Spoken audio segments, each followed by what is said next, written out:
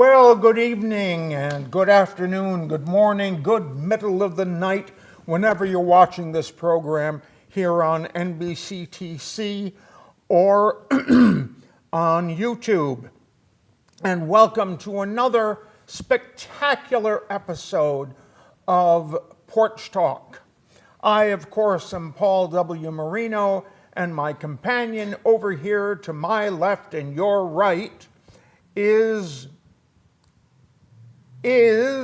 Eugene Michaelenko. Michaelenko. Eugene Michaelenko. Thank you for joining us for our holiday hoedown. Merry Christmas. So it's not going quite the way that we planned, quite the way we hoped.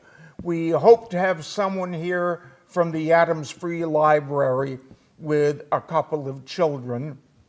I hesitate to say a couple of kids because then someone might come in with goats. Right. And you know what goats are like. They eat everything. They eat the Christmas tree. That's true. Okay, so the first thing we want to do to kick things off, we're going to be telling Christmas stories and a Hanukkah story, and we'll also be talking. Apparently, we'll be talking a great deal about other holiday stories.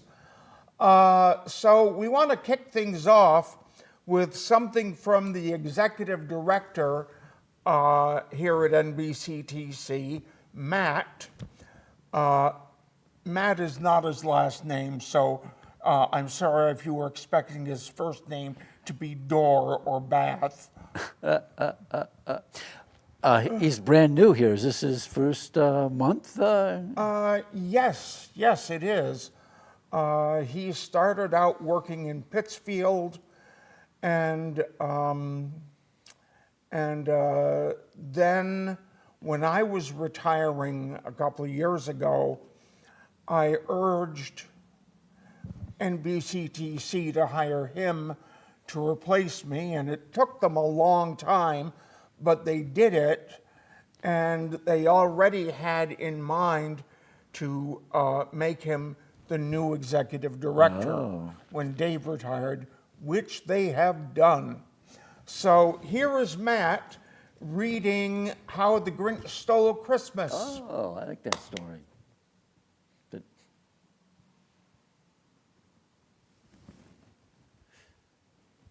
Uncomfortable pause. Joanne. Hello, Porch Talkers. Here we go. My name is Matthew Tucker. I'm the Executive Director of Northern Berkshire Community Television, and I was very flattered to have Paul invite me to join everyone today. Unfortunately, I have another commitment, but I wanted to make sure to also fulfill my commitment to Paul and to read a story to everyone. And I went through my collection and kept coming back to one of my favorite classics. So I shall be reading How the Grinch Stole Christmas.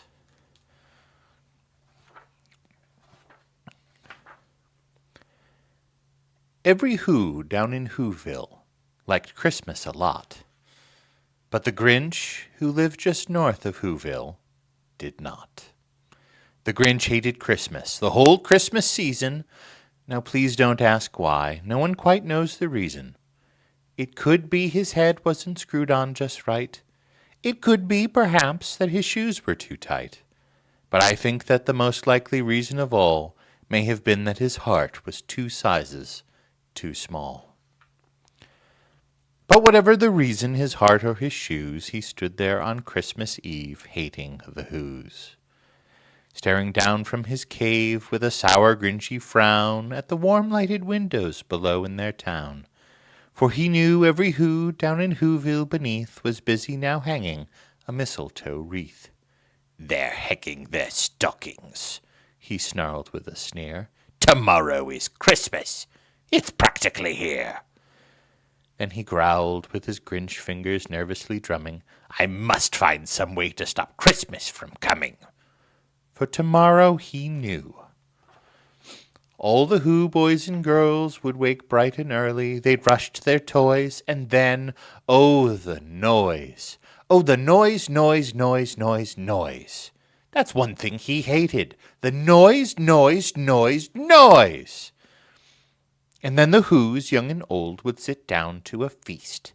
And they'd feast, and they'd feast, and they'd feast, feast, feast, feast. They would feast on Who pudding and rare Who roast beast, which was something the Grinch couldn't stand in the least. And then, then they'd do something he liked least of all. Every Who down in Whoville, the tall and the small, would stand close together with Christmas bells ringing. They'd stand hand in hand, and the Who's would start singing. And they'd sing, and they'd sing, and they'd sing, sing, sing, sing. And the more the Grinch thought of this Who Christmas sing, the more the Grinch thought, I must stop this whole thing. Why, for 53 years I've put up with it now. I must stop this Christmas from coming. But how? Then he got an idea. An awful idea. The Grinch got a wonderful, awful idea. I know just what to do. The Grinch laughed in his throat, and he made a quick Santa Claus hat and a coat, and he chuckled and he clucked, what a great Grinchy trick! With this coat and this hat, I'll look just like Saint Nick. All I need is a reindeer. The Grinch looked around, but since reindeer are scarce, there was none to be found.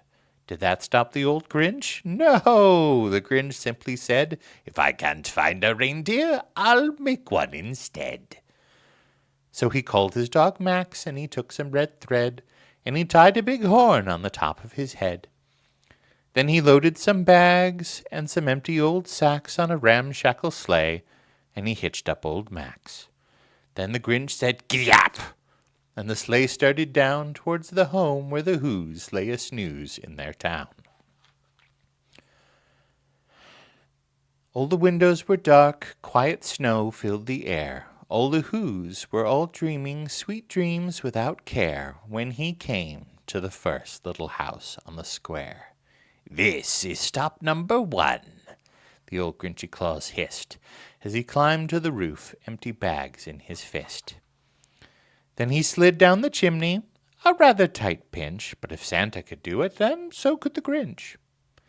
He got stuck only once for a moment or two, then he stuck his head out of the fireplace flue where the little Who's stockings all hung in a row. These stockings, he grinned, are the first things to go. Then he slithered and he slunk with a smile most unpleasant all around the whole room, and he took every present. Pop guns and bicycles, roller skates, drums, checkerboards, tricycles, popcorn, and plums. And he stuffed them in bags, then the Grinch very nimbly stuffed all the bags one by one up the chimbley. Then he slunk to the icebox, he took the Who's feast. He took the Who pudding, he took the roast beast. He cleaned out the icebox as quick as a flash. Why, that Grinch even took their very last can of Who hash. Then he stuffed all the food up the chimney with glee. And now, grinned the Grinch, I will stuff up the tree. And the Grinch grabbed the tree, and as he started to shove, he heard a small sound like the coo of a dove. He turned around fast, and he saw a small Who, Cindy Lou Who was not more than 2. The Grinch had been caught by this tiny Who daughter who'd gotten out of bed for a cup of cold water. She stared at the Grinch and said, Santa Claus, why? Why are you taking our Christmas tree? Why? But you know that old Grinch was so smart and so slick, he thought up a lie, and he thought it up quick. Ho, ho, ho, ho!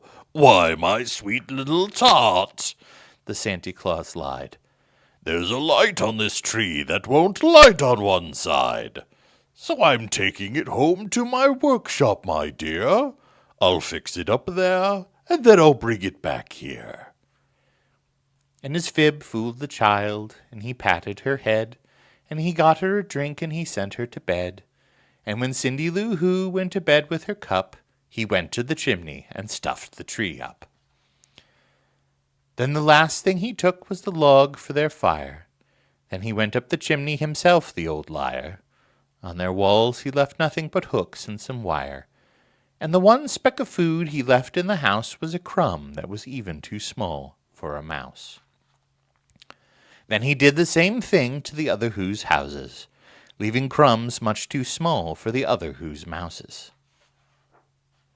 It was 1/4 dawn, old the Who's still abed, old the Who's still a snooze, when he packed up his sled, packed up with their presents, their ribbons and wrappings, the tags and the tinsel, the trimmings and trappings.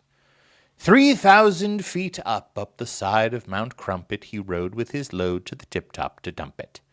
Pooh-pooh to the Who's, he was grinchishly humming. They're finding out now that no Christmas is coming. They're just waking up, I know just what they'll do.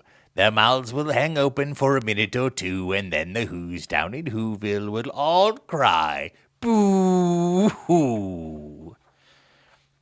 That is a noise, grinned the Grinch, that I simply must hear. So he paused, and the Grinch put his hand to his ear, and he did hear a sound rising over the snow. It started out low, then it started to grow.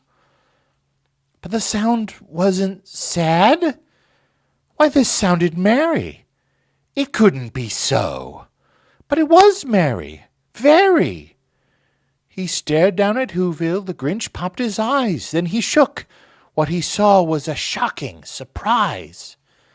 Every Who down in Whoville, the tall and the small, was singing without any presents at all. He hadn't stopped Christmas from coming. It came. Somehow or other, it came just the same. And the Grinch, with his Grinch feet ice cold in the snow, stood puzzling and puzzling. How could it be so? It came without ribbons. It came without tags. It came without packages, boxes, or bags. He puzzled 3 hours till his puzzler was sore. Then the Grinch thought of something he hadn't before. Maybe Christmas, he thought, doesn't come from a store. Maybe Christmas, perhaps, means a little bit more. And what happened then? Well, in Whoville they say that the Grinch's small heart grew 3 sizes that day. And the minute that his heart didn't feel quite so tight, he whizzed with his load through the bright morning light, and he brought back the toys, the food for the feast, and he himself, the Grinch, carved the roast beast. Well, I hope everybody enjoyed that. It's been a pleasure taking a little bit of time to read my favorite Christmas story to you all. And I hope that everyone watching has a very happy holiday season, no matter what they celebrate. A Merry Christmas from me and a very Happy New Year. And we hope we'll see you more watching Porch Talk and other programming on Northern Berkshire Community Television. It's been a pleasure serving you this past year. It's been very exciting becoming the new executive director, and I look forward to an entire year of new and exciting things here at the station. So until we meet again, be well, happy holidays, and take care. Well, thank you very much, Matt. That was a wonderful story.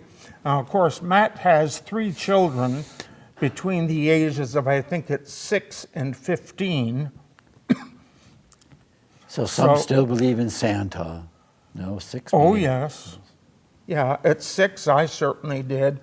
I didn't stop until, I think it was 4th grade.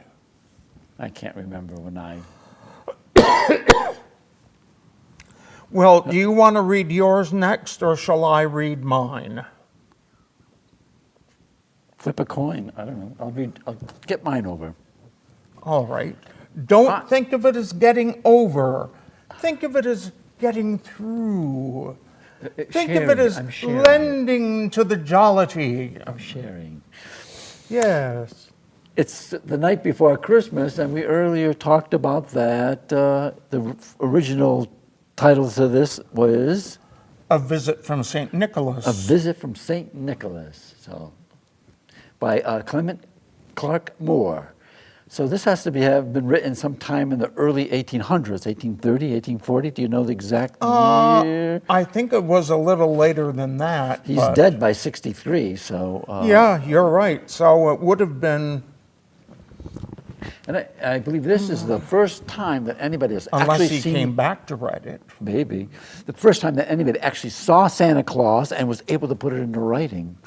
Before that, I don't know if anybody knew who Santa Claus was or what he looked like. Oh, and after that was the Coca-Cola company who came up with the image.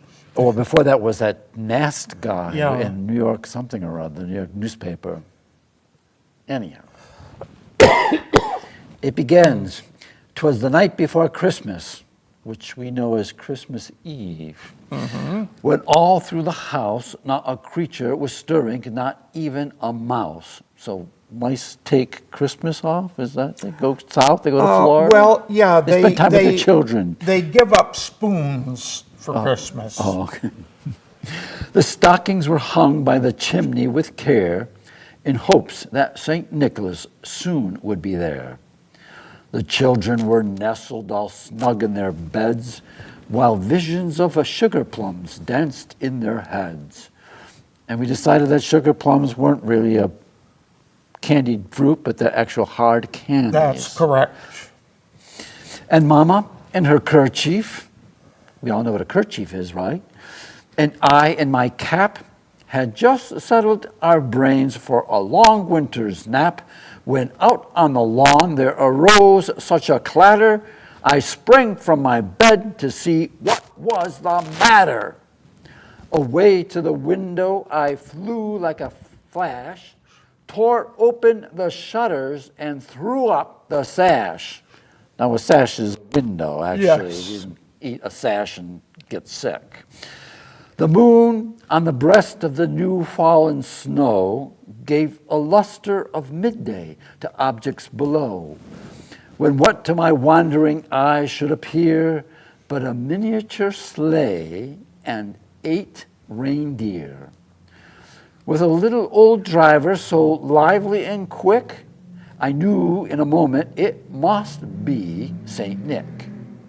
More rapid than eagles, his coursers they came. Now, a courser is a fast horse, right? Yes.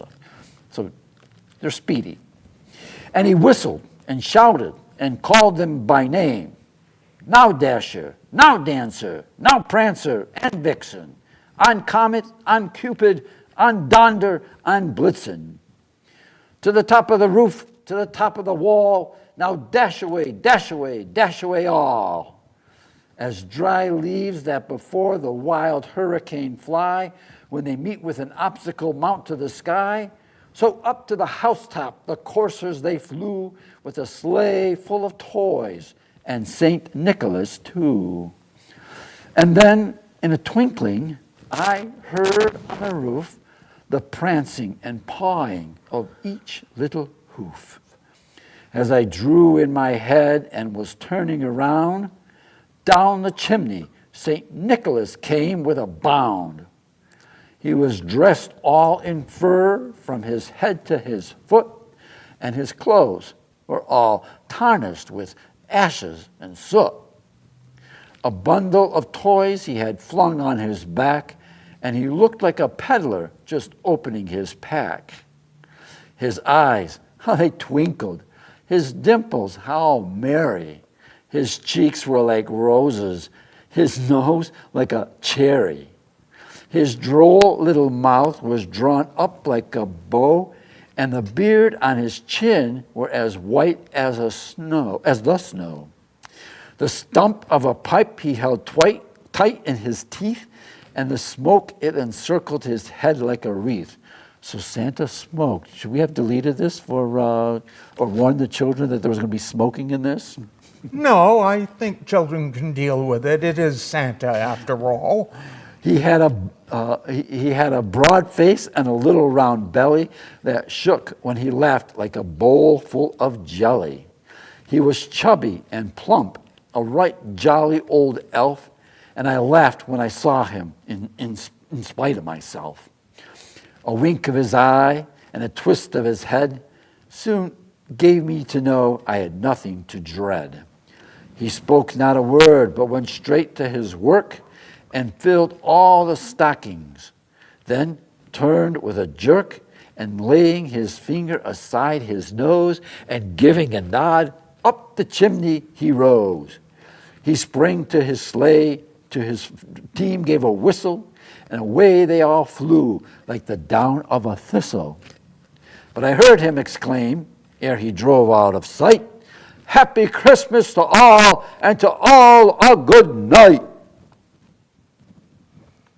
Yeah, Thank you. I think if children can deal with St. Nicholas being obese, And a smoker. You should. yeah, they can deal with him being a smoker too. Well, I know always you watch Netflix and they warn you in the beginning, smoking and violent action. Well, very good, nicely done. Well, on that happy note, it's important to remember that we are not just celebrating Christmas. Another holiday comes at this time of year, and that is Hanukkah. Hanukkah. And what I found, well, I was at the North Adams Public Library recently, and I happened to find this in on the free cart. Arthur Yorink's The Flying Latka.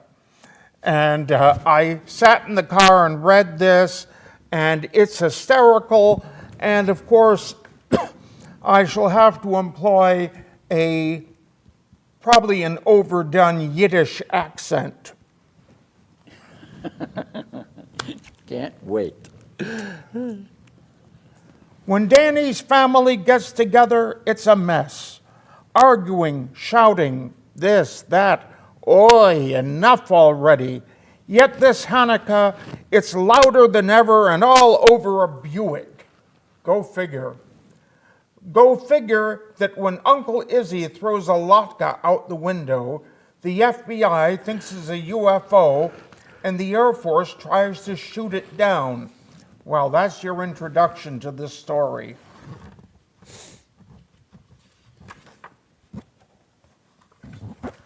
I'm telling you, my family was nuts.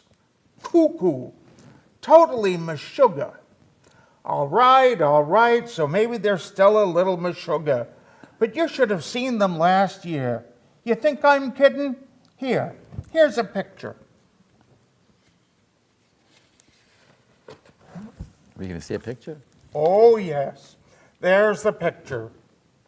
They look sugar. Yes.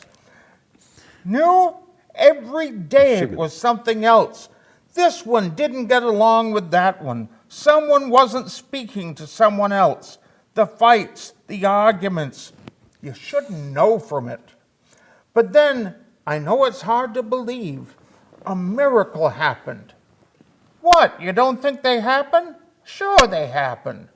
Maybe not so often, maybe once in a blue moon, but look, see for yourself. It all started on the first night of Hanukkah. The whole family was over. You know, Uncle Izzy, Aunt Sadie, Uncle Shecky, Aunt Etta, Aunt Esther, Uncle Al, Aunt Shirley, and, oh yeah, all my cousins. Nettie, Letty, Howard, Cy, Sidney, Saul, Wolfie, Murray, Marvin, Tilly, Roberta, Pauline, and Bob. Anyway, my mother doesn't believe in appetizers, so there we were, standing around starving, when finally my mother hollers, "Dinner!" Like bandits, we all ran into the dining room.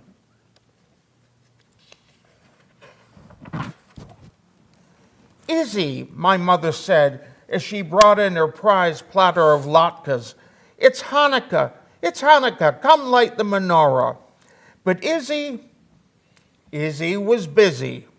Busy arguing, of course. What are you saying? Izzy shouted. I know cars and I know Fords, and that one was a Ford.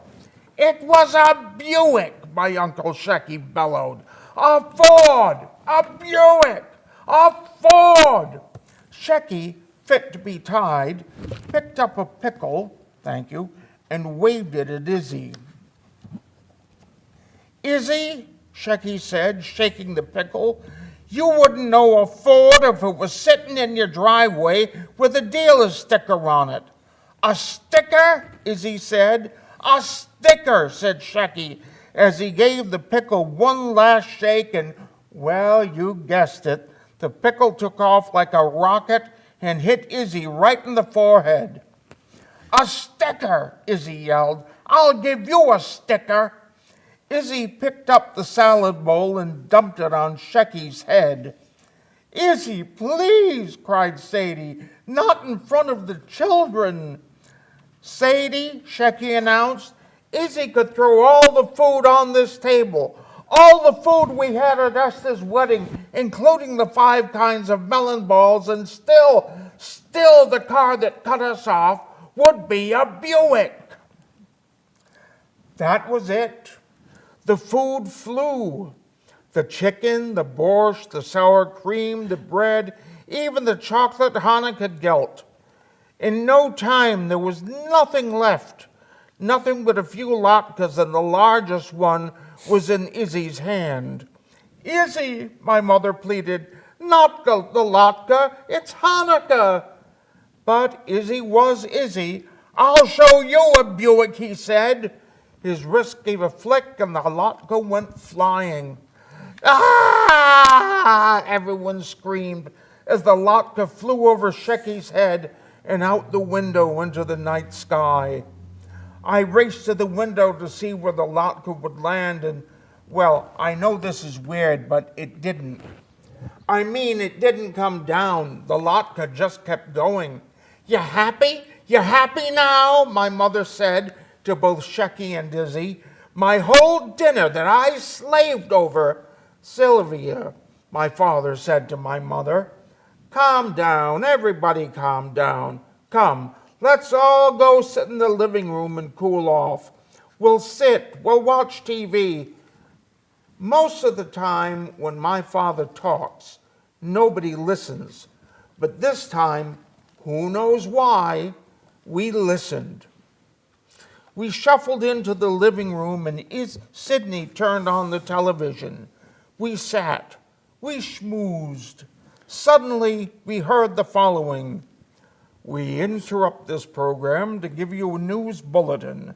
A UFO has just been spotted flying over the New Jersey Turnpike, said an anchorman from the 6 o'clock news. It's a small object, he continued, and already there is speculation that we might just be encountering visitors from another planet. This could be a momentous moment for humanity. Luckily, we have some videotape taken by a salesman in Trenton. Let's take a look. Our eyes were peeled on the TV when my Aunt Etta shrieked, It's the latke! It's the latke! It was the latke. My mother's latke was flying over New Jersey. You see, you had to throw it out the window, my mother complained to Izzy. The news bulletin continued. The Air Force has now confirmed the sighting of the UFO and has made several attempts to communicate with the object, but there has been no response. This could be a sign of hostile intent. In fact, wait, this just in, a decision from the White House has been handed to the Air Force. They will try to shoot down the UFO. My latke, screamed my mother. Moody, they're going to shoot down my latke. Call the police, call the president. Sylvia, please, Morty. What could he do? My father picked up the phone and called the first Air Force base he could find. It was in Maine. No, Colonel, it's a latke, my father yelled into the phone. Izzy threw it out the window and, no, latke, L-A-T. No, look, it's a potato pancake for Hanukkah. Hanukkah, C-H-A. No, it's a holiday. You know, the Maccabees against all odds defeated the... No, Maccabees, M-A-C. Listen here, who are you calling a crackpot? Oh, yeah? Well, you're a crackpot. You're the one that's shooting missiles at a potato pancake. My father slammed the phone down. My mother started to cry. Aunt Sadie had to lie down. You had to throw the latke, Esther yelled at Izzy. Look at what you're doing to your sister. What's the matter? A piece of celery wasn't good enough? Look, Esther, maybe if Sylvia had served a little something when we got here. Oh, now it's my wife's fault, my father joined in. I haven't seen Sadie cook a meal since Irving moved to Long Island. Maudie, Sadie said, when was the last time you picked up a pot? The fighting went on like this for hours. Maybe we should go, said Shecky. What? Etta said. How can I go home after this? You think they won't find out that it's our latke? Etta, my father said, they don't know you had anything to do with this. They know, Etta continued. Believe me, they know. At that, the doorbell rang. Go see who it is, Danny, my father said. It's the FBI, Dad, I called from the front hallway. Oi, I'm plotzing, shrieked Etta. Izzy, go talk to them.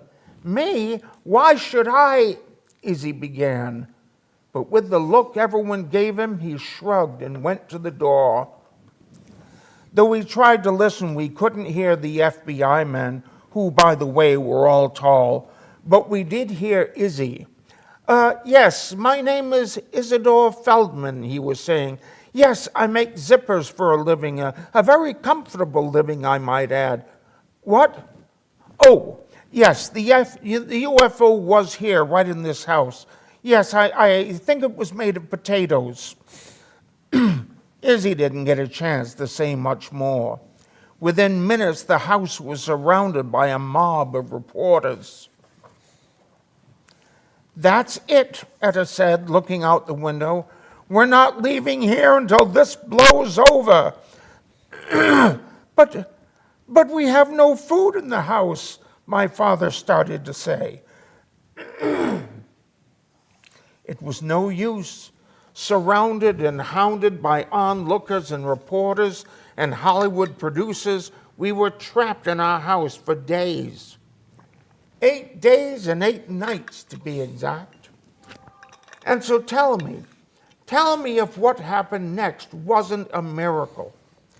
As my mother's latke flew around the world, our plate of latkes, the only food we had, which should have lasted with this crowd about 7.5 minutes, lasted for 8 days. Don't ask.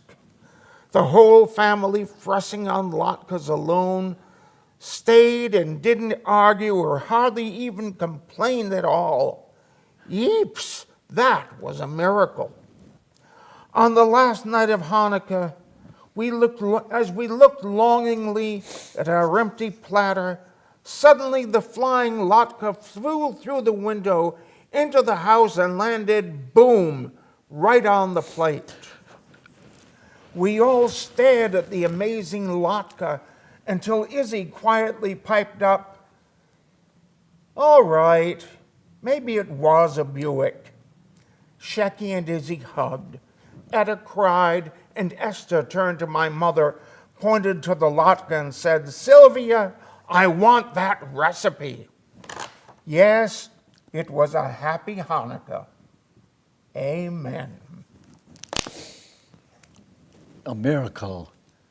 And then don't they say, Seth Gadol Chaya Sham, which means an amazing thing happened here. Isn't that how Hanukkah is about? Amazing miracle happened here. Well, I haven't heard that slogan before. And I think those are the letters from each one of those 4 words that's on the dreidel. The S, the Sagadol, I don't know that. I sort of know, but I don't know it. Now, the only other Hanukkah story that I've heard is some years ago on Bone Soup, we had a Jewish gentleman come in and read the story of the people of Helm and their Hanukkah tree. A tree Yeah, well, the people Hanukkah of tree? Helm are in Poland? reputed to be idiots, one and all. And one day they were talking with someone who urged them to get a Hanukkah tree. Well, they'd never heard of a Hanukkah tree, but they went back home and the whole village came together and they decorated a tree with potato latkes and cooked various cookies and other goodies. And they were so proud of themselves, they all went running. And the first person they came to, "Oh, come, you've got to see our wonderful Hanukkah tree." And the fellow, rather than being impressed, started laughing at them, called them idiots, and they went back to town with their spirits considerably lowered. But while they were gone, the birds had found the Hanukkah tree and were feasting on the cookies and the cakes and the latkes and everything else, and they thought it was so beautiful they would have a Hanukkah tree every year just for that reason. To feed the birds and animals. That's a good thing. A mitzvah. Where did the Christmas tree come from? Someone said Martin Luther came up with it. I think it's a Norse tradition. I know there were pagans who worshiped the tree, and that they, especially the evergreen tree, because they were just amazed that it didn't drop its leaves and it stayed green through the winter. Because the Germans are the ones who brought it to America and made it, popularized it. Have you decorated a Christmas tree this year? No, I have not. My tree is still in its box. I had it up for, well, actually, I was terminally depressed the Christmas of the year that my mother died, which was 2014. And I'm not sure why I bothered, but I did set up my Christmas tree and decorated it. And then I just left it up year-round for a few years. And your therapist didn't mention any of this to you? No. Well, Say, Paul, it's time to take your Christmas tree down. The depressions are chemical in nature. So a couple of years before my mother died, I talked to my doctor and I got on an antidepressant, and it was making all the difference in the world. Well, what also happened the year that my mother died, I got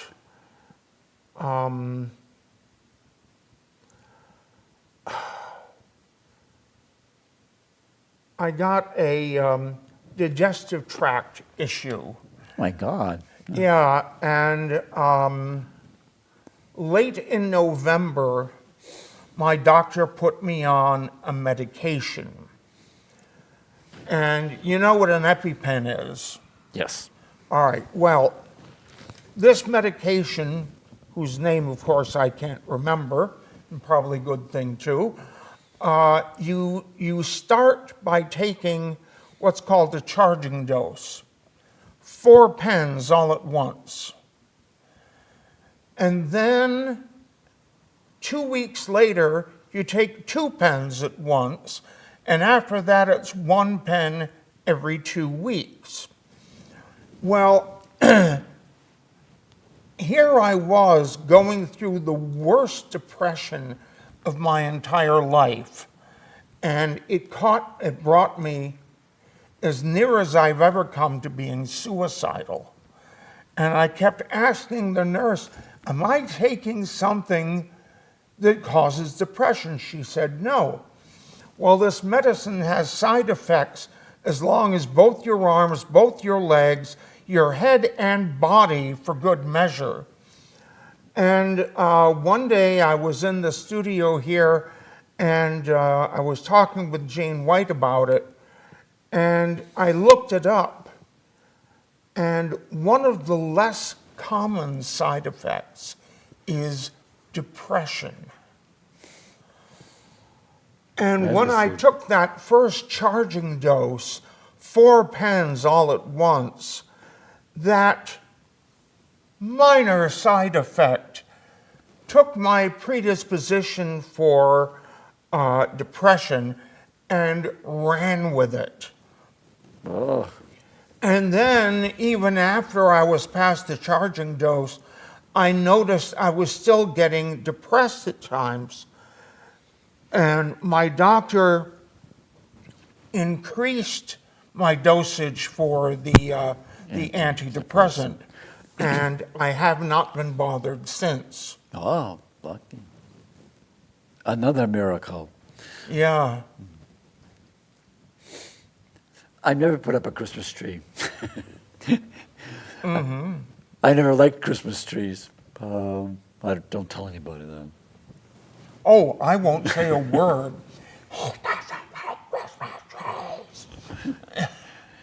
But I have put up lights and decorated the house with wreaths, and so, but I don't, Christmas to me is always about singing and eating, and I love Christmas carols. I like listening to them all the time, Christmas time. And putting spikes in the bottom of your fireplace. Spikes for what? To catch Santa when he comes down.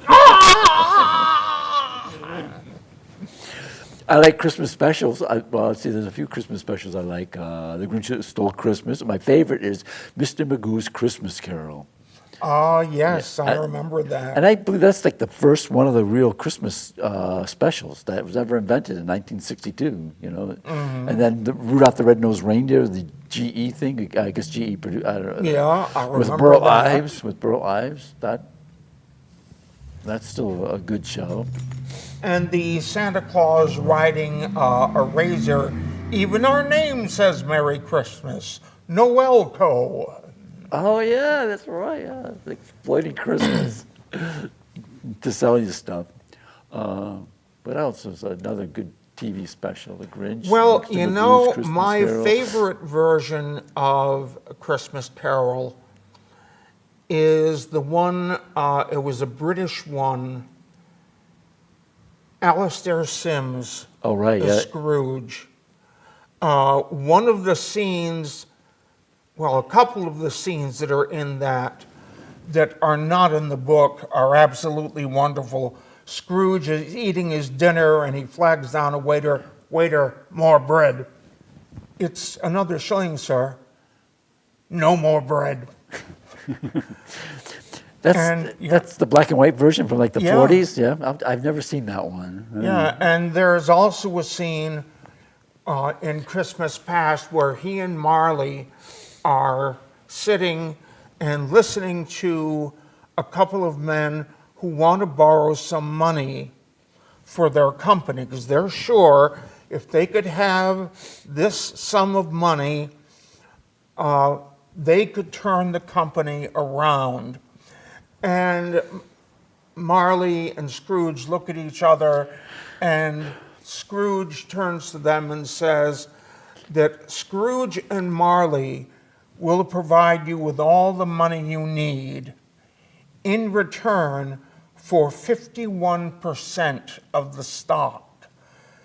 And the two men look at each other, and they look at their attorney, who tells them, in other words, in order for them to save the company, they will become the company.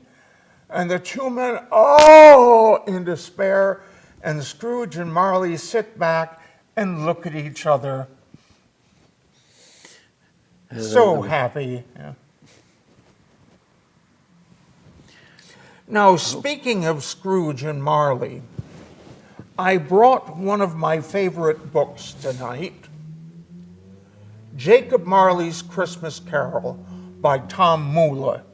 Now, as I was telling you before the show, Tom Moolah used to play Scrooge in A Christmas Carol in a public theater for years and years, and eventually it bothered him that Scrooge, for all his faults, gets off scot-free, and Marley stays damned.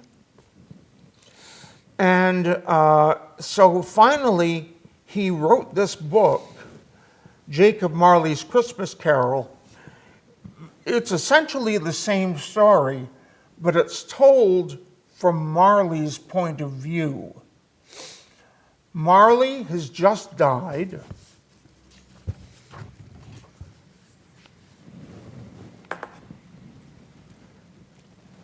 Marley was dead to begin with.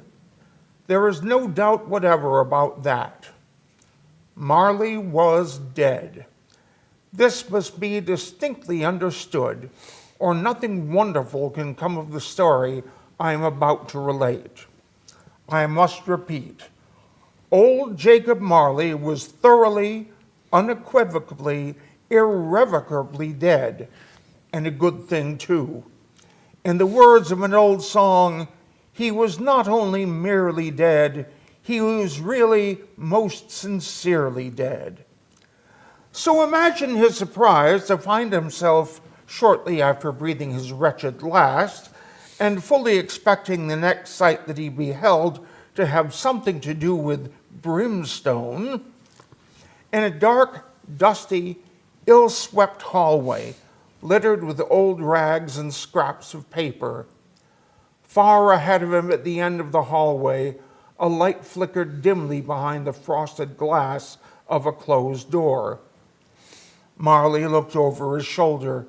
Behind him was only darkness, absolute and impenetrable. So, not knowing what else to do, he began to shuffle his way through the litter towards the light at the door. Now he gets to the door, and a voice from inside says, "Haven't got all day." Marley put his hand to the knob and went in. "Where the devil am I?" he demanded. A laugh. "Oh no, my dear sir, nothing of that kind, I assure you. Come in, sir, come in. All are welcome here." He found himself in a small office filled to overflowing with old books and ledgers. The shelves on the walls were piled with books, the cabinets crammed with books, and towers of books tottered dangerously everywhere. A rough path had been cleared from the door to the single desk in the room where the office's sole occupant sat, poring over a ledger. He peered at Marley over his spectacles. Name? The occupant of the room was an ancient, rather bulldogish little man, about the size and shape of a small chair. He was worn and padded and antiquely dressed, with long white hair floating distractedly about his shoulders. "I beg your pardon," said Marley frostily. "Name? Your name, sir?" The man's spectacles flashed in the candlelight. Come, this is one of the easy ones. They only get harder from here on." "Marley," said Jacob, now fully annoyed. "Full? What? Full name, if you please." "Jacob Quimby Marley. I demand to know where I am." "All in good time, sir, all in good time. Sit down if you wish. That pile there." Marley sat, simmering. "It's time we took a good look at the man our story concerns."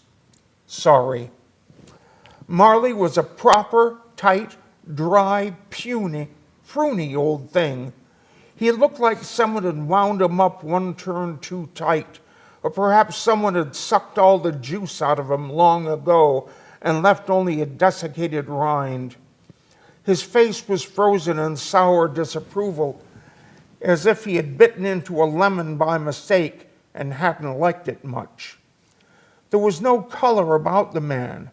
He was as gray and colorless as a shadow, except for the reddish flash in his eyes when he was angry.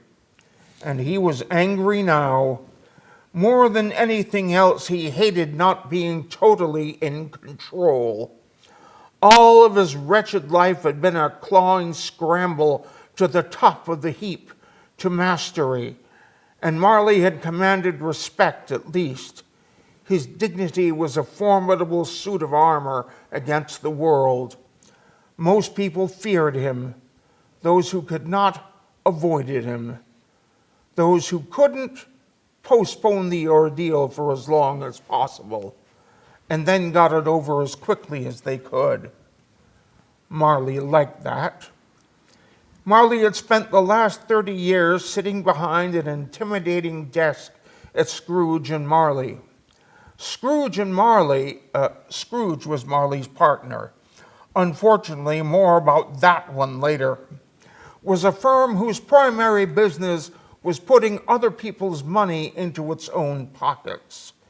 It did this by selling them things, dry goods mostly, by investing, which is a way of earning money from other people's work, and by loaning desperate people money at usurious rates.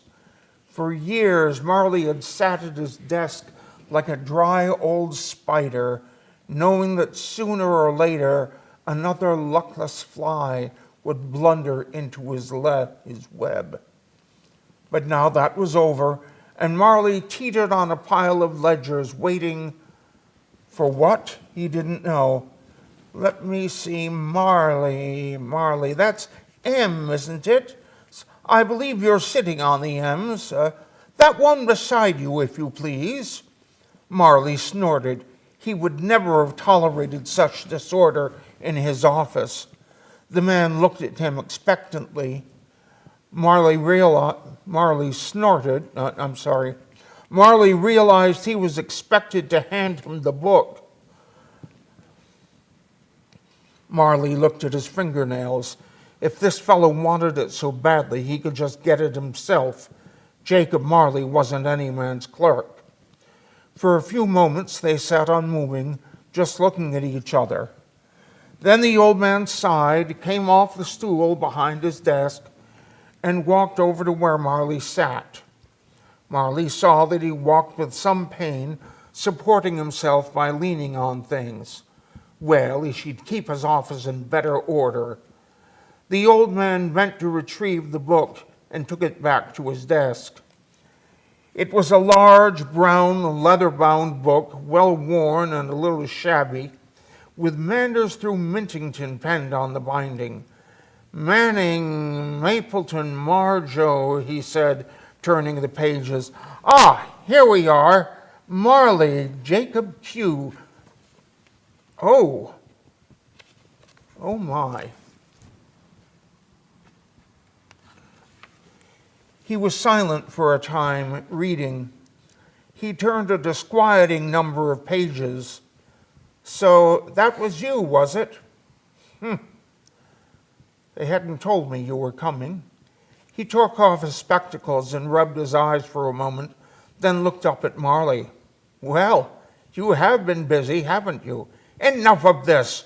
Who are you, sir? Where am I? Oh, look about you. You know where you are. You're a businessman. This is the counting house. Marley's blood, never very warm to begin with, chilled. But he didn't show it. Not a bit. If this was to be a business transaction, a negotiation of some kind, he had been there many times before, and he wasn't about to be taken advantage of. He looked at his interviewer sternly. What's all this about? Well, Mr. Marley, simply put, I'm afraid you've come up short in your accounts. He looked down at the book and turned several pages. Your debits, sir, are great. He turned several more pages. Quite a few, actually. Very great. Then he peered down at the book and rubbed it for a moment, as if trying to remove a smudge. He pulled out a magnifying glass and bent over, close, squinting at something small. And your credits, almost non-existent. What are you talking about, man? Speak plainly. Your contract, sir. You haven't fulfilled your contract. Contract? What do you mean? I never entered into a contract with you. Oh, yes, you did. Well, not with me precisely, but with those I represent, yes. You're not dealing with a fool, man. I know what I've signed and haven't signed. Just exactly what is the nature of this purported document? Oh, the usual. A loan, really. Marley barked a scornful laugh. You made a loan to me. This was beginning to be amusing. How much? The usual. But you have exhausted your account, squandered it, if you will, and now you must settle, sir. Claptrap. This is rubbish. I can't be held to a contract I've never signed, never even seen. I demand that you produce this imaginary as you wish. From a file behind him, the old man pulled out a document and unfolded it. It was quite official looking, of a standard legal size and form, sealed and notarized, all very proper. He handed it to Marley. Marley pulled down his spectacles and started to read. He read for quite some time, and as he read, the paper began to shake a bit in his hand. His face dropped its mask of disdain and became solemn, even a little sad. When he had finished, he let the paper fall into his lap and covered his eyes with his hand. Why wasn't I made aware of this? Oh, you were, my dear sir, many times on many occasions, but you chose to ignore them. In fact, you were quite extraordinarily obstinate about it. Marley looked down for a moment and swallowed several times. Then he looked up hopefully, as if he had remembered something. I thought we were to be forgiven our debts. The old man grinned at him. Not my department, my dear sir. Here, all is paid to the last farthing.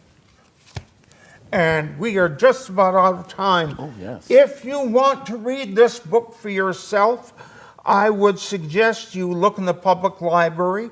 They might have it there. It might be on Amazon. In fact, I think it's where I got this copy.